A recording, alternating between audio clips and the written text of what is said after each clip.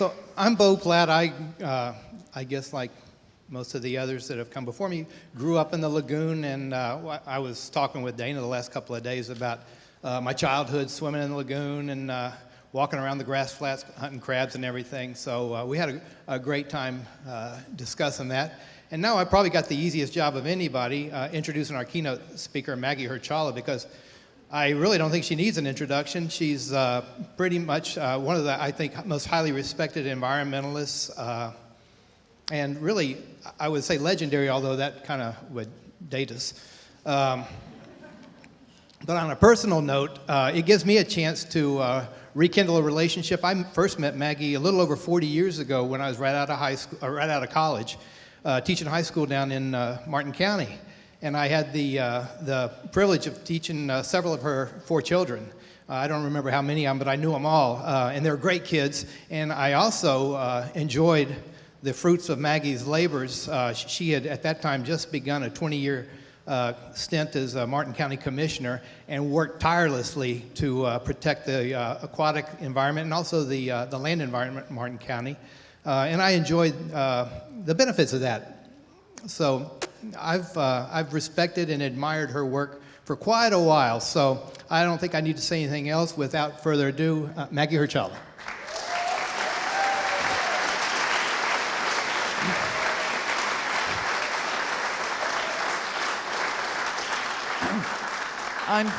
I'm 75 years old, and I want you to know that it takes a very long time to go from being a flaming extremist to highly respectable.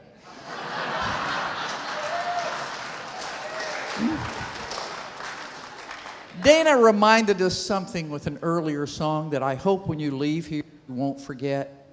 If you're fighting to save the world that you love, don't forget to laugh.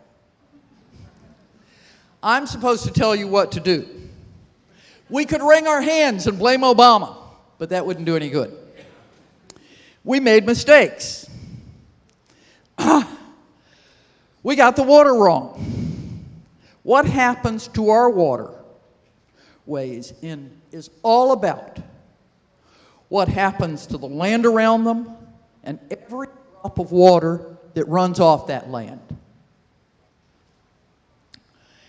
It's about the timing, the volume, and the quality of runoff. Some of the problem is about the sky above in the form of aerial deposition. But our ability at the local level to control coal-fired plants in China is limited. That will depend on international action on climate change. When you vote this year, do ask candidates at every level if they believe in science.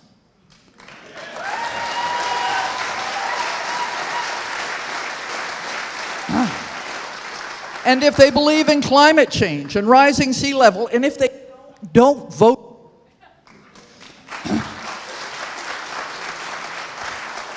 It's a bad time not to believe in science. I'm going to spend a lot of time this evening emphasizing the fact that there is not a single villain in this nightmare. There is not one single thing you can do that's going to make it all better. That said, let's start with the 2 things that you have to do if you're going to make a difference. Vote.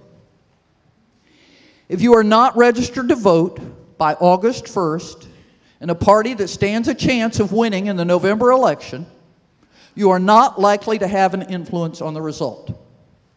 Registering as a high-minded independent disenfranchises you in most Florida primary elections. Just voting is not enough. Find an honest, intelligent candidate who understands and cares about the lagoon. If you can't find one, you'll have to run yourself. Make a campaign contribution, however small. Oh, there. This is going to work better. Make a campaign contribution, write a letter to the editor, ask your candidate what you can do to help. Complaining about the influence of money and negative campaigning won't help. There are more of us than there are of them. And if we all get involved, we will make a difference. We need to thank the League of Women Voters of Florida for letting us have fair districts and a chance to vote for the entire Florida legislature this year.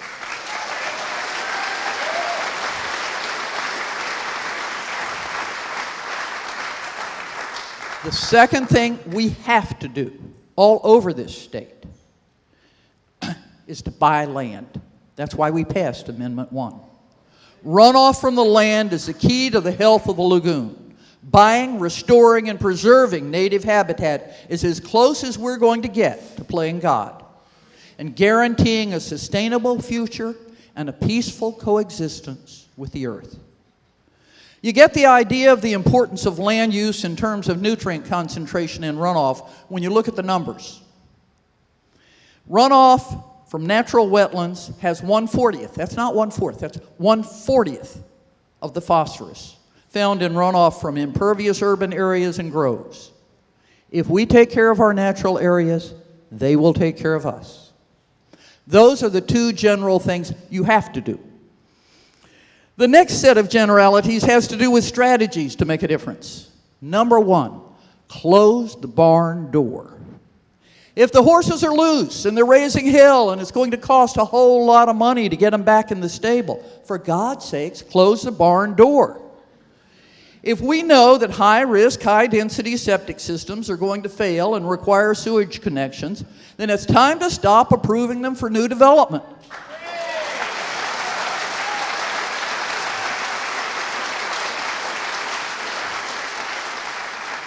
Number 2, fund research and monitoring.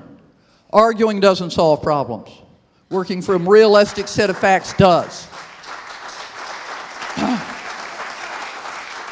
If you don't know the facts, or you don't believe what somebody's telling you, ask Edie Witter, ask Dwayne.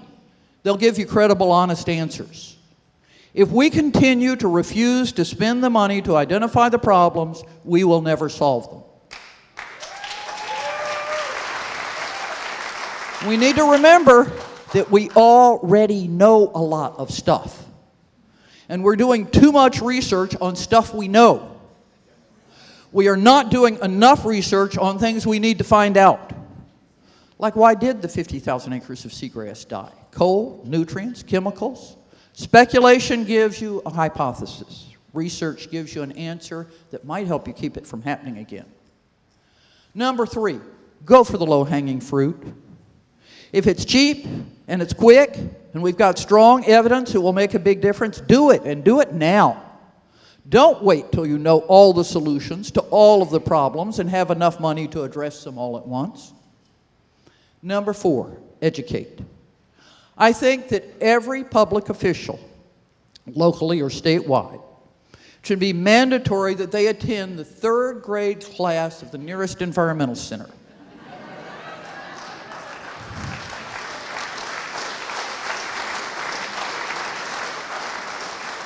Do not assume that everyone knows the most basic biological facts. Politicians are no worse than the people who elect them, and all of us need to be involved in continuing education. Jim Moore gave me a wonderful little example of a bit of knowledge that will help those who want to ride the lawn in the face of your fertilizer ordinance. I was wondering why my lawn, which has never seen a bit of fertilizer, was so green in the middle of the summer rainy season. It seems a sizable portion of the nitrogen coming down on the lagoon comes from the sky. Lightning turns nitrogen in the air into a precipitate that rains down on the lawns in the summer thunderstorms. And the same heavy rain that washes out the artificial fertilizer into your waterways makes adding artificial fertilizer unnecessary in the summer wet season. So you can still ride the lawn. Provide model solutions. The Kilroys have identified a golf course that's doing things right. They have achieved superior runoff and a great golf course at the same time. Pat them on the head. Thank them. Use them as a model for all public golf courses management. And another example, we know that natural shorelines provide a whole slew of benefits to the estuary. Most people still believe that a seawall is the only answer to erosion. Let's build some practical, cost-effective, attractive models that show that vegetation can solve that problem. It's a much better way to face rising sea level. And if up here in Brevard County you can make green MLS work, then we're going to be coming up here from Martin County to find out how. Let's use models and share them.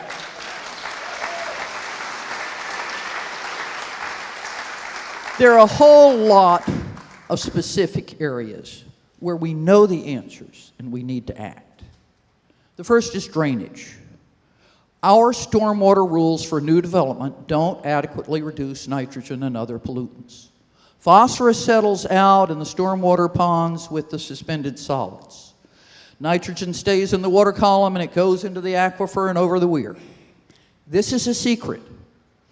We say that post-development discharge equals pre-development discharge when you have gone through the water management district stormwater design. That's not true. We're committed to removing 80% of the problem. We don't. The research has been done. We don't need new science. Harvey Harper's paper details the problem. We need to recognize it, and we need to do something about it, and we need to start doing it now. Since we have an overlapping water management district up and down the lagoon, it would be really useful if the MRC or the National Estuaries Program could analyze Harper's report, recommend new stormwater rules, and ask the water management districts to adopt them. If they won't, then give local governments the option to adopt them. Runoff from high-intensity commercial areas has 5 times the concentration of both nitrogen and phosphorus as low-intensity residential. That needs to be addressed in the new stormwater rules. We need to close the barn door, or at least recognize that we're making the problem worse.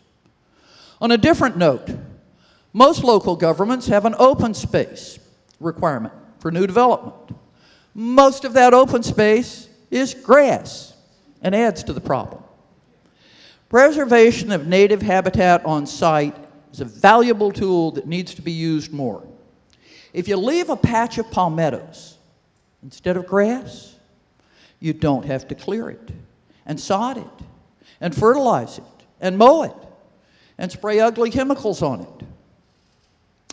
Number 2, sewage. There are 300,000 or 400,000 septic tanks draining into the lagoon from Palm Beach County to Brevard, depending on who's counting. They don't all have to be connected tomorrow afternoon. First, we need to stop approving new ones that we know aren't going to work. Close the barn door. We need to hook up in priority order. Don't wait till we can hook them all up. The areas of high density, high water table, built before the state rules were improved, identified by the health department, need to be hooked up now. We need to be able to enforce regular inspections and pump outs for those that depend on septic tanks. Extending sewer lines to 2-acre lots doesn't make sense. Making sure that septic tanks work does make sense. In a fit of nerves about black helicopters in people's backyards, the legislature withdrew the legislation that had passed earlier, which would have required regular inspections statewide. While they were at it, they made it illegal for local governments to require inspection and pump out. We need to get our legislators to give local governments, at least along the lagoon, the right to require inspections if they choose to. A properly functioning septic tank adds some nitrogen to the aquifer and the nearest drainage ditch. A broken tank or drain field adds raw sewage. Septic isn't the only sewage problem in the lagoon. We need to ban new package plants and connect existing ones. Package plants can work in theory. They don't. Local governments need to make sure that public and private utilities are maintaining their transmission systems. When Palm Beach County reviewed the sewer systems they had acquired in Glades communities, they found that 49% of the inflow to the plant in wet weather was from leakage into the transmission pipes. When the weather is dry, those pipes leak 49% of the raw sewage into the ground. That is not an improvement over septic tanks. Reuse of IQ water is a great idea. We used to think it was good because it had nutrients in it and it would save on fertilizer. We were wrong. We made a mistake. Reuse of treated water to irrigate adds entirely too much nitrogen in the summer in the same way that artificial fertilizer does. Recycling the problem of too much nitrogen is not the answer.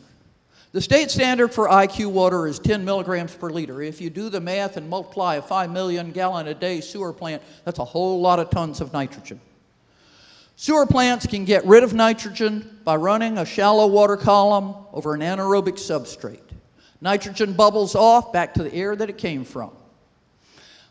You can reduce from 10 milligrams per liter down to 3 milligrams per liter at very little cost. We need to educate, cajole, or coerce both public and private utilities to take that step.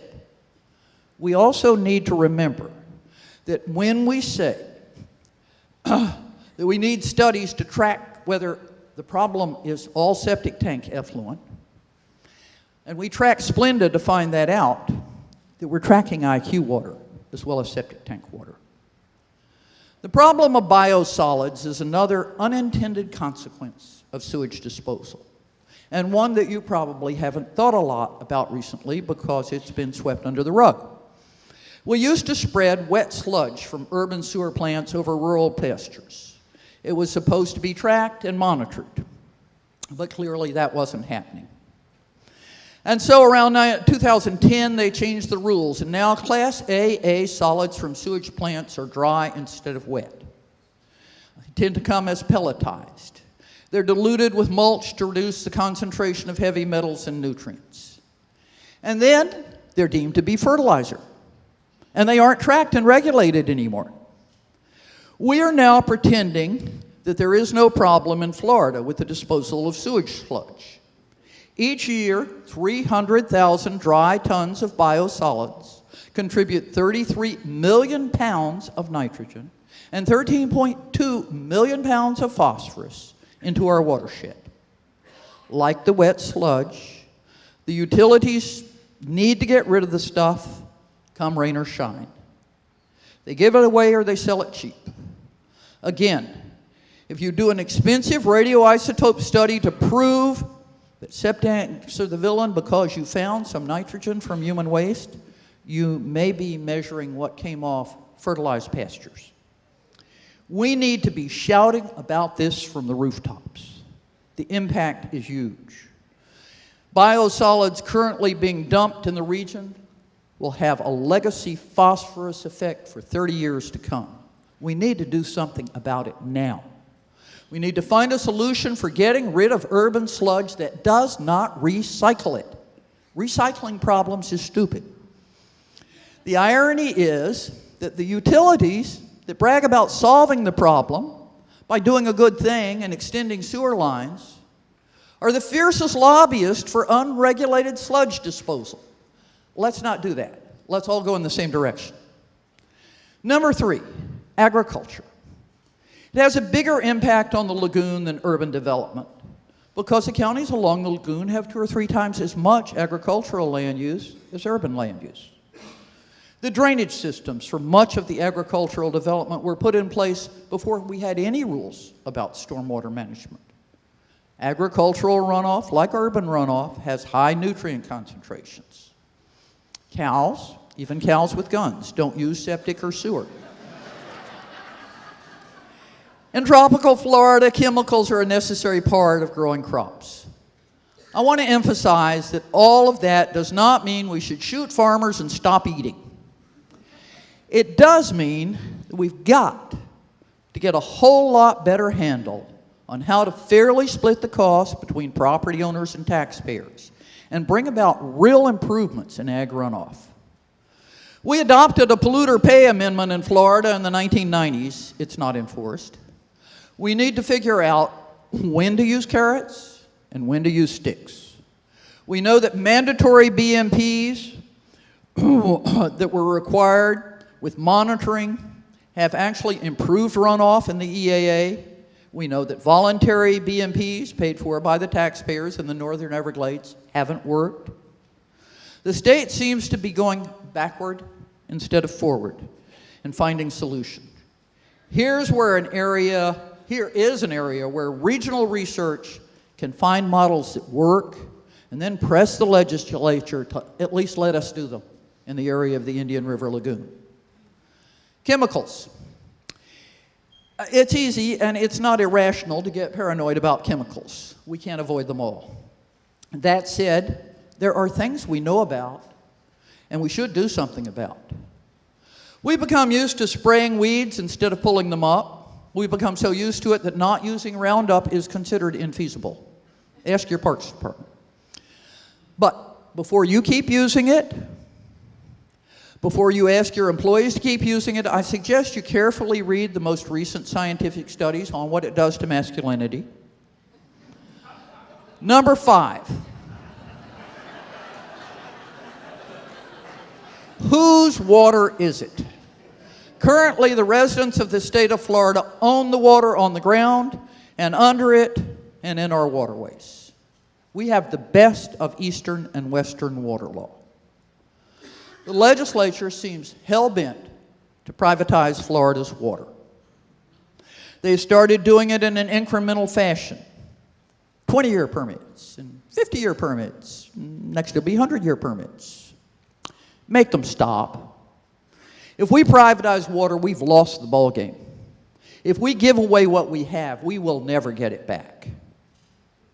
A component of privatization is interbasin transfer. It used to be unacceptable. We recognized the problems. Now it's all the rage. The basin next door offers to take your excess water when they need water over here. And that sounds good. You didn't want that excess water. It was messing things up. It sounds plausible. The problem is that rainfall doesn't differ that much from basin to basin in Florida. You don't have excess water when they need water. But once you they have a straw in your water resource, they will not move. They will want more water than you have excess water. Once the connection is made, they will be harder to dislodge than pythons in the Everglades.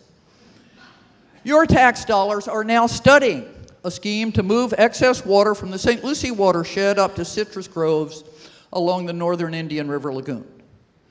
That will leave us with another wonderful recycling of the problem.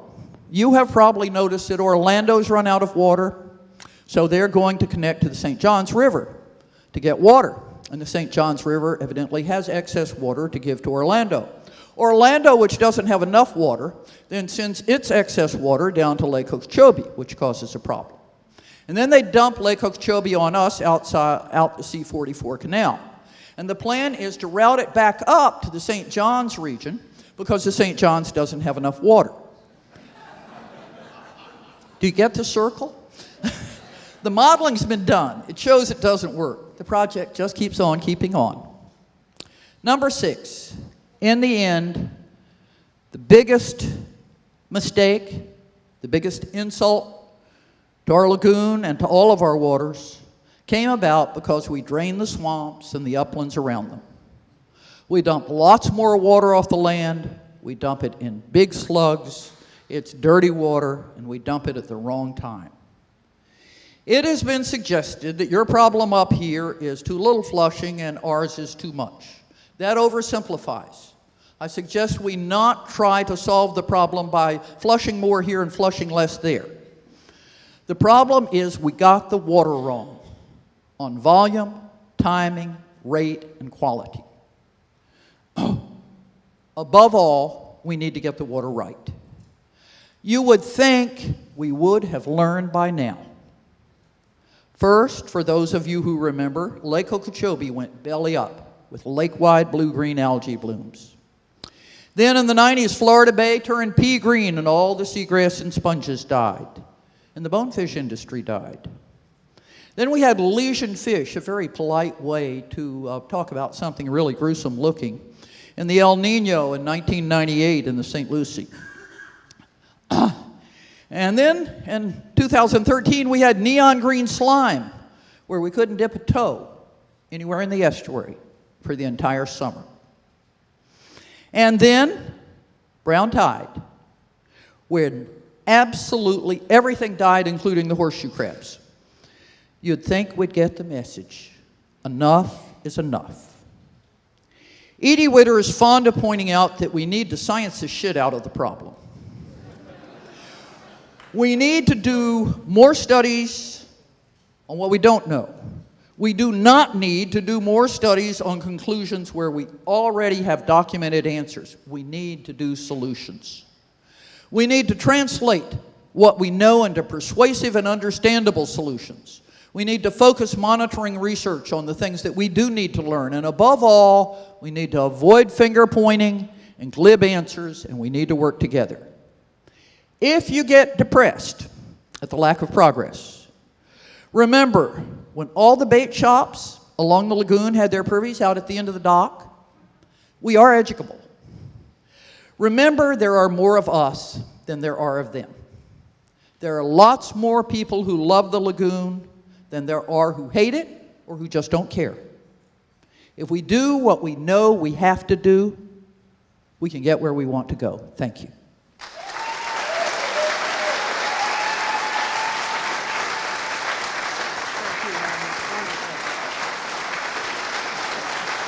Stand her up.